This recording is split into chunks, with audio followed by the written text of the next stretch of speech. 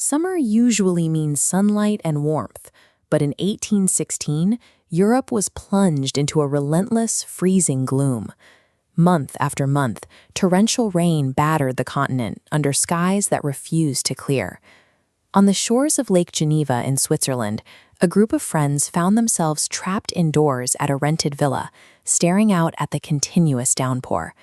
The group included the eccentric poet Lord Byron, a man so famously stubborn that when his college banned dogs, he brought a tame bear to live in his dorm room, along with an 18-year-old aspiring writer named Mary Godwin, who we now know as Mary Shelley.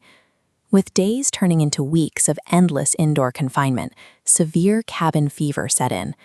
To pass the agonizingly boring hours, Byron challenged his guests to a contest. Whoever could write the most terrifying ghost story would win. Desperate to come up with an idea, Mary lay awake listening to the storm. Her mind wandered to the macabre, eventually conjuring a vivid nightmare about a scientist piecing together a reanimated corpse. She wrote down that nightmare, turning a parlor game distraction into one of the most famous novels ever published, Frankenstein. The modern science fiction genre didn't spring into existence through a random stroke of genius. It was coaxed into reality by a bizarre global weather anomaly that completely ruined summer. To understand why it was raining so hard in Switzerland, we have to look thousands of miles away to the islands of Indonesia. In 1815, Mount Tambora erupted. This remains one of the most violent and devastating geological explosions in recorded human history. The blast pulverized the mountain, launching tens of millions of tons of crushed rock, ash, and sulfur directly into the stratosphere. Sulfur dioxide reacted with water to form a massive aerosol cloud. High-altitude winds spread this dark haze globally, reflecting solar radiation back into space.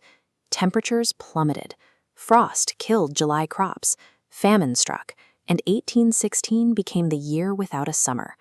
A single mountain in Southeast Asia managed to hijack the entire planetary climate system, forcing distant continents into unseasonal darkness and freezing rains. That exact layer of global volcanic ash is what blacked out the sun over Lake Geneva, trapping Mary Shelley and her friends inside. For weeks on end, they sat in dimly lit rooms, listening to the relentless storms batter the glass. The isolation was oppressive, and the constant gloom made it feel as though the world itself was dying. That claustrophobic, apocalyptic dread saturated Shelley's imagination. It provided the exact environment she needed to envision a patchwork monster coming to life. The sheer, uncontrollable destruction of a mountain half a world away acted as the direct catalyst for the quiet, intimate creation of a literary masterpiece. Frankenstein is widely read as a cautionary tale about the dangers of unchecked science, but at its core, it is a psychological reflection of a group of humans trying to survive an apocalyptic weather event. Eventually, the atmospheric sulfur dispersed, the skies cleared, the sun returned, and the global climate settled back into its natural rhythm. But Tambora itself was changed forever. The eruption blew off the top third of the mountain, leaving behind a massive permanent scar on the landscape that you can still see today. While the volcanic ash washed out of the sky centuries ago, the cultural artifact forged during that long, dark summer has endured, laying the foundation for modern science fiction. Mary Shelley's reanimated creation outlasted the freezing temperatures and the ruined harvests, surviving as a permanent fixture in our cultural imagination. We tend to think of human history and the stories we tell as separate from the natural world, but art, culture, and invention are completely vulnerable to, and often born directly from, the chaotic, invisible forces of the planet we live on.